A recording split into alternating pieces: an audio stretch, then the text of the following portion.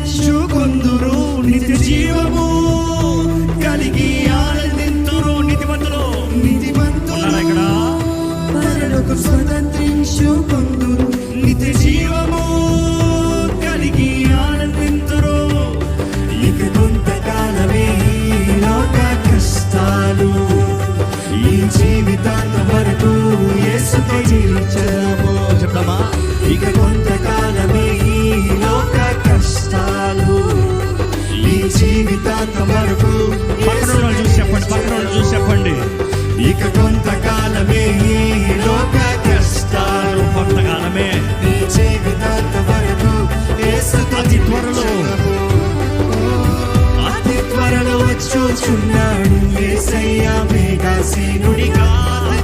దేవుని నమ్ముకున్న తర్వాత నాకు ఎందుకు ఈ కష్టాలు, ఈ ఇబ్బందులు, నాకు ఎందుకు ఈ అనారోగ్యంలో, నాకు ఎందుకు ఈ వ్యాధి, నాకు ఎందుకు ఈ ఛాలెంజెస్? దేవుని నమ్ముకున్న తర్వాత కానీ జ్ఞాపకం చేసుకోవాలి, దేవుడు మన జీవితంలో పోరాటాలు అనుమతిస్తాం, దేవుడు మన జీవితంలో కష్టాలు అనుమతిస్తాం, మనల్ని ముంచివేయాలని, నాశనం చేయాలని, మనల్ని చంపేయాలని కాదు, కానీ మనం విశ్వాసంలో ఎదగాలని, బలముతో జీవించాలని, బలం కలిగిన వారుగా, శక్తి కలిగిన వారుగా, నెమ్మదితో అన్ని విషయంలో ఒక వీరుడు, ఒక వారియర్స్ మైండ్ సెట్, ఒక వీరుడు మనస్తత్వం కలిగిన వానిగా బ్రతకాలని దేవుడు ఆశపడుతున్నాడు. దేవుని భయం నాలో ఉందా? దేవుని భయం కలిగి బ్రతుకుతున్నానా? దేవుని భయం కలిగి నేను బ్రతుకుతే దేవుని దూతలు నాకు కావాలంటాయి.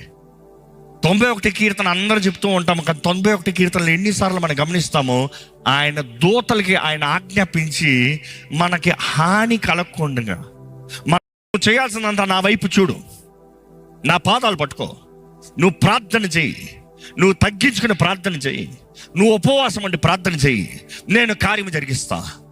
ఎందుకంటే ప్రార్థన ఎంతో అవసరం. ప్రార్థన లేకపోతే కార్యం జరగదు. ప్రార్థన లేకపోతే దేవునితో పెనుగులాడుతానే కానీ ఇంకా మనకు జరిగేది ఏం లేదు. దేవా నువ్వు చెయ్యాలి, నువ్వు కాకపోతే ఎవరు లేరయ్యా, నువ్వు చెయ్యాలి, నువ్వు జరిగించాలి ప్రభా, నీ సహాయం కాకపోతే ఇంకేది లేదు ప్రభా. ప్రార్థన చేసి చూడు, కొంచెం విశ్వాసాన్ని కనబరిచి చూడు. దేవా నేను నమ్ముతాను నేను చెప్పి చూడు, ఆయన చేసే కార్యాలు ఎలాంటివో చూడు. నీ విశ్వాసం అధికపరచబడుతుంది, నీ నమ్మకం అధికపరచబడుతుంది. నీ ద్వారంగా జరిగించే కార్యాలు నేను గొప్పగా జరిగిస్తా. నా బ్రతుకులో దేవుని చిత్తం జరగాలి, నా బ్రతుకులో దేవుని వాగ్దానాలను నెరవేరాలి, నా బ్రతుకులో దేవుడు మహిమపరచబడాలి. ఎంతమంది నిజంగా అటువంటి దృష్టితో యేసు వైపు చూస్తూ నడుస్తున్నావు?